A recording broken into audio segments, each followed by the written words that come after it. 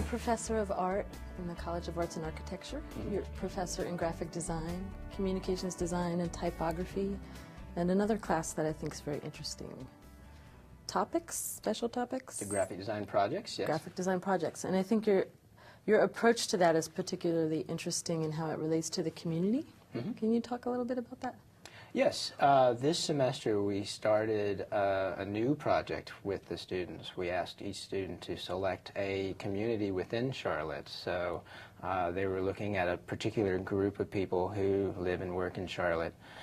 The way that community was defined, it could be a group of people who have the same idea. It could be a group of people who share the same job. For instance, one student selected teachers in Charlotte, public school teachers. Could be people who are banded together because of a political belief or activist kind of group that they themselves, cause that they themselves work on. After the students selected that community, they researched the community. They interviewed people in the community. After they went through that process, then they began to think about how they could use their own talents as graphic designers, their own skills that we've been developing in the classroom to address that community in some way. What I mean by address it is that they could raise awareness about an obstacle that the community faces. Some of the students actually made graphic design where they were serving a particular kind of communication need for the community as well. So there was a real range of projects that the students worked on. I like that there's a particular time and level of research before they start culminating their own project from that. And were those projects a little bit opinionated or slanted by the students?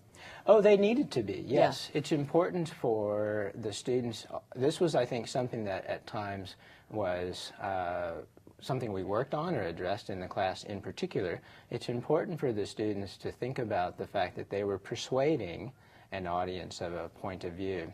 Each student was encouraged, allowed to pick their own way of looking at that community, their own kind of persuasive voice that they wanted to use with the project. That was something that I felt was really critical for them to come to on their own. For instance, students had points of view in communities that range from what we call the political right to the political left. I wanted all of those voices to be there because that's a way to represent a larger community. So yes, they had to have a particular point of view. That's just part of being a designer and a communicator.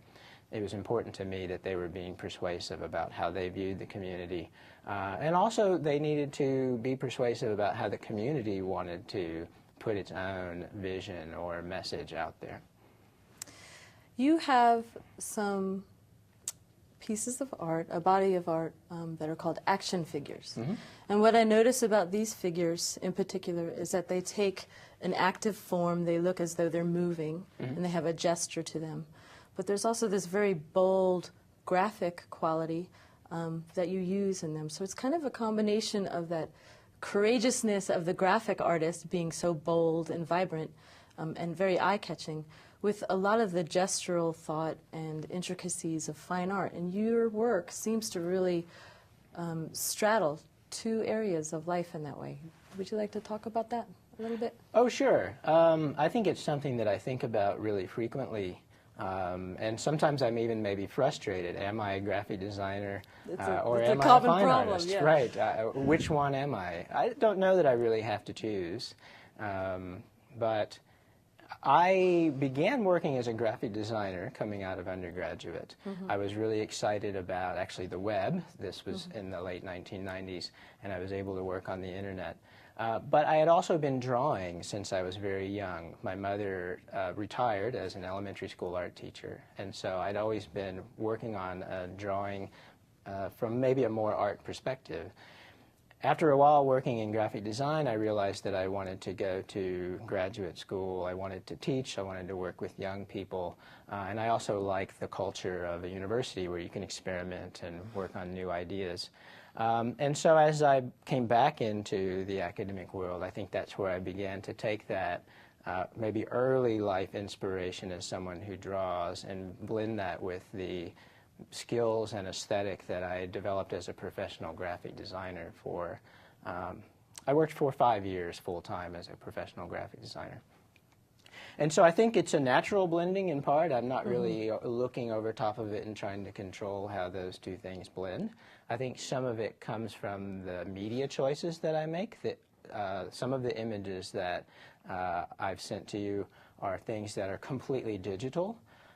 So I'm making them completely on the computer. I have a stylus where you draw and it goes directly into the computer, for instance. And so that shapes it to some degree.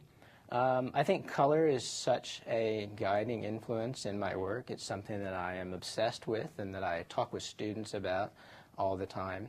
And I think one can use color whether one's a designer or a fine artist, after all.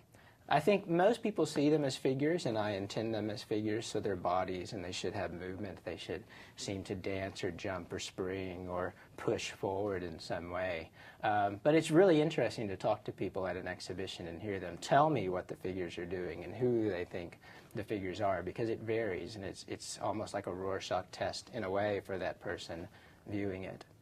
Well, you certainly inspire the viewers' projections on those active images. Thank you for coming in today. Well, thank you.